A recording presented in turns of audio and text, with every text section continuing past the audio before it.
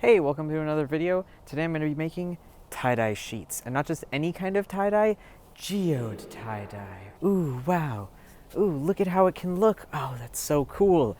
I love it. Isn't that cool? So I did actually end up doing a couple of test runs before I am making these tie-dye sheets because I wasn't super confident in how well I was going to be able to pull it off.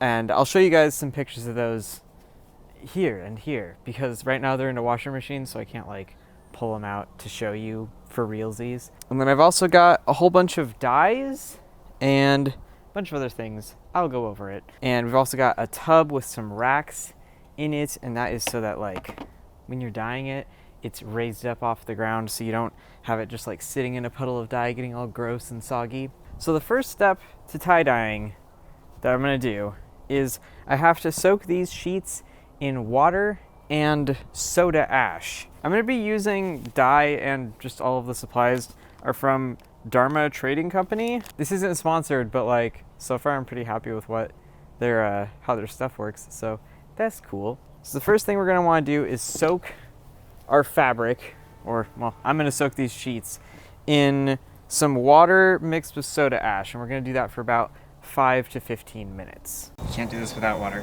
And then you will also need your soda ash. Wow.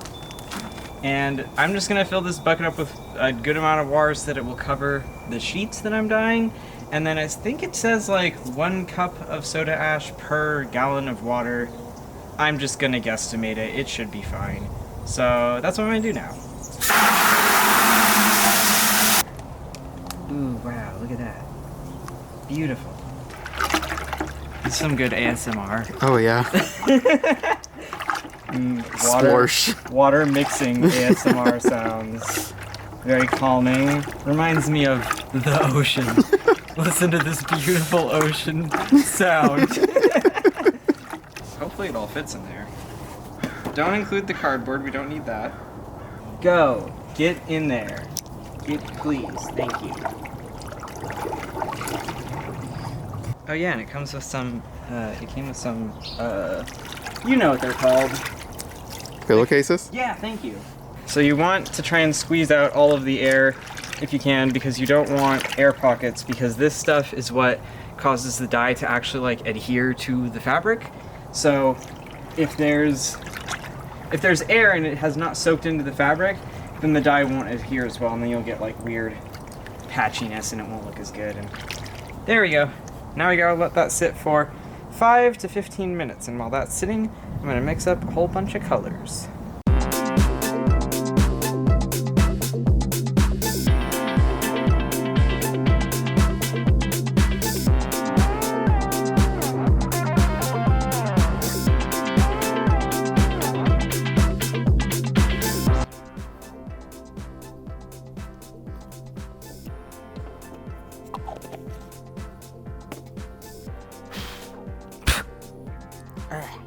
So I was blowing dye particles out of this funnel to try and like clean it out between each time that I put dye into a little cup. And I blew on it, and it, of course, it's a funnel. It came directly back into my face and got little dye particles all over my face. And I could taste the dye particles. And I was just like, uh-oh, because it was like salty. And I was like, probably not a good thing to eat that. So I went in the bathroom really quick and like rinsed my mouth out and wiped my face off because I figured there was dye on my face, and there was. There was like a lot of dye on my face. Look at all this dye. All the little dye particles that were on my face. If you want little rainbow freckles everywhere, I mean, there you go. Please don't actually do that. I don't think that would be like actually safe. I don't think it's good to put this dye on your skin, so don't do that.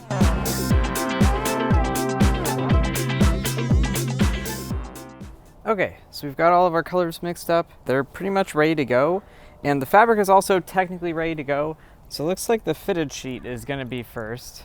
When you take it out of the soda ash water, you're gonna wanna try and like squeeze out the excess water, because otherwise it's just gonna be a whole mess. But you want it still to be wet so that like it gets the cool tie-dye effect, you know? And this is the point in time when we're gonna need a whole bunch of rubber bands or string or anything that you can use to tie the fabric. The whole thing about the geode tie-dye pattern, to get it looking like this, which is very cool, to do geode tie-dye nicely is just kind of be random about the fabric that you grab. So just kind of grab a big clump like this, and then you can tie it off just right there. And then you just kind of keep doing that. It's similar to the bullseye pattern of tie-dyeing, where you do a bunch of different sections, except for your goal on this is to make it not a perfect circle. So you don't want to grab the fabric and pull it up and then tie it down like that. You want to just grab a big jumble, pull that up, and then tie it at the base, and then tie up from the bottom. And when you are doing the ties, you want them to be really tight and just like all the way around, because if you don't get them really tight, then, excuse me, get out of here, go. Anyway, you're gonna want to make sure that the ties are really tight, because if you don't, you won't get those really nice, like really crisp white lines in the geode design. So that's kind of important. So you got to make sure that all the ties are nice and tight. Also, as you are going up, you can like kind of grab bunches and pull them off so that they're not like, you know, so that they get like little different sections in the geode bit. This is gonna take a while, so I'm just gonna like time lapse through it real quick.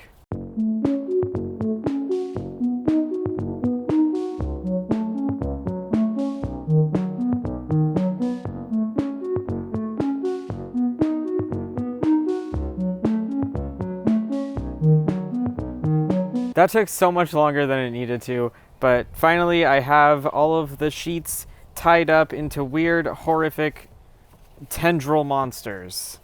But yeah, so now we can actually start dyeing them.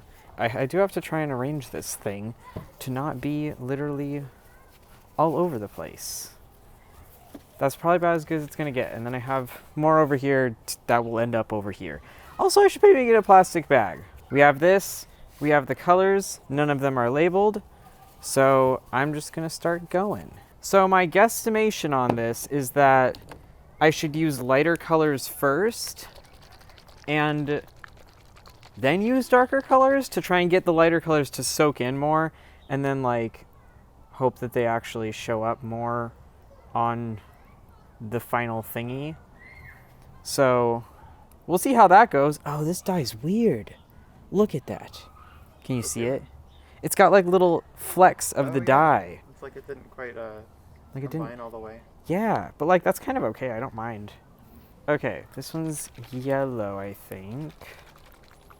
Also, I learned that you have to keep your hand on the little lid, because otherwise, if you shake them, sometimes the lid don't stay open or like closed all the way. I love this color so much. Oh, that's really vibrant. Isn't it? It's like bright rust yellow. When people are doing this on the internet in videos and stuff, they really oversaturate it with dye, which makes sense. Like, you want to get as much dye on there as you can. Man, it would have been smart if I labeled these. Oh, I think this is the one I want. Let me test it. Yeah, it is. Sweet. Oh, wonderful.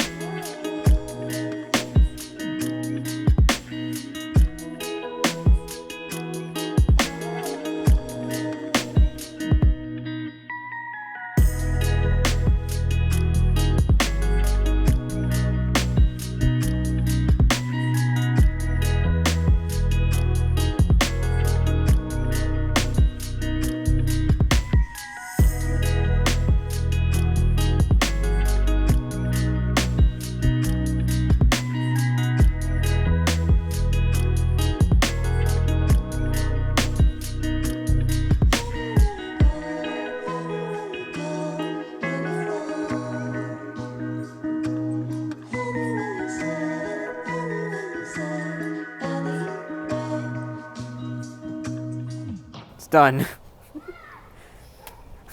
It looks so awful. Yeah. You know? Just It's, a mass of black tentacles. yeah, it's bad. It looks horrendous, but I promise it will look cool when it's done. Like, this is not the final form of it. Just trust me on that. Can you help me put it in a bag? Okay. So the dyeing part is done.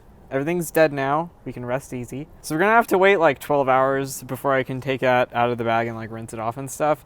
But once it is done, I will show you, which will be tomorrow morning. Okay, good night. So now we have our dyed fabric, and it has sat overnight. It's been 24 hours, if you can't tell. I put the bags with the fabric in them in a big bin because they leaked a whole lot. So if you're gonna do this, maybe do that so that you don't get dye all over your floor, whatever you care about. Now that it has sat for a while, we're gonna take it and we're gonna put it in the sink, and we're gonna like try and rinse off all of the dye in hot water, because that's what it said on the internet. So yeah, let's just do that. Oh, Jesus Christ.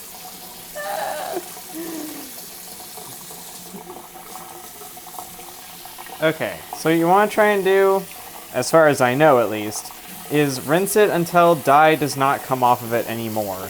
And then you can take off all the little rubber bands, so you can actually see what it looks like. Oh, maybe I'll rinse off some of the pillowcases, because those will be quicker and easier to rinse off. There's so much dye in these things. Jesus. Yeah, you did squirt a lot of dye in there. I mean, there's a lot of fabric. All the different colors coming off of it too.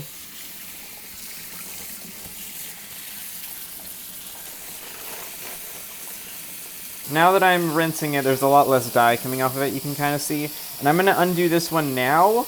I'm not going to undo this one now because there's a lot of dye that's still coming off of it, and it's probably going to take like a half an hour to rinse all of the dye out. But I am going to start undoing this one and just see how it looks, because I can. Oh, that looks cool actually. It's very dark, but it's also wet. And if you end up really liking how this turns out, I'll put a link in the description, or I'll list out what colors I got, and I'll link you to where I got them if you want to try your hand at doing it yourself. I'm going to try and like wring it out really quick and then unwind it. Whoa! Holy shit! Nice. Oh my god, look at the, I'm losing my mind. Holy shit, I'm losing my mind. Oh, that is cool. That is so cool. Hell yeah. Alright. I'm not even slightly worried anymore. I'm just like hyped now. I'm gonna keep rinsing these off, and the next thing that you will see is the big reveal after they're clean, because I have to put them in the washer machine for probably 2 cycles to get all the extra dye out. And yeah, I'll show you how they look now. Here are the sheets. I haven't looked at them. I tried not to look at them while I was unraveling them. Kenya's here too. Very exciting. I haven't looked at these since I was unraveling them because I wanted to look at them when they were done. And also it's a whole sheets. It was big and wet and dripping dye, so that was really inconvenient to even try and look at it, so I just didn't. So I'm gonna unravel them in the kitchen because we have the most space, and I was gonna say goodest light, but that's, you know what I mean. Goodest. We've got the goodest light in here, so. Oh man. Oh man. Holy shit! Yeah, those are some Whoa! I'm losing it. That's so cool. Oh, look at all the colors. Oh my god. This looked like brown earlier. Look at like all of this. Oh, that's so nice. Whoa. This one has a lot of red in it too.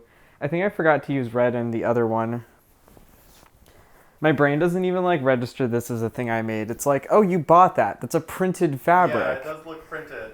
It's just a big print of like tie-dye agate or whatever from a shop. I don't know. That kind of looks like labradorite. It does. Oh my gosh, that's so pretty. Gosh dang, all them colors. Are you getting like good detail shots? Try it. Wow. That's nice. That's good. Is this the one that we saw earlier? I can't tell. Oh, that's nice. Oh, that's so pretty. Oh, those are nice. That's good. I like it. There's so many colors. Like, I know I use like almost, I think I used like 10 different colors, but like, that's so cool. I like that one in the top right over there. That? Yeah. Oh, I love that one. Look at like the teal all around the middle, which is like brown, and all these little like red speckles. Ah, it's so good. Oh, that's so nice. Oh, that's so nice. Holy shit. That's so cool. I have no regrets at all whatsoever. Like, I like those blues right there. yeah. Oh my god, that's pretty. Jesus, I just want to make big pieces of fabric with this on it. I mean, you can. Hell yeah. I love it. Okay, I will have some nicer photos tomorrow in the daytime, because right now it's nighttime. But yeah, this is a good project. If you want to do this, I would highly suggest doing it because it's really cool. I love it. Awesome. Okay, here's some nice shots of it. Ooh, wow, beautiful.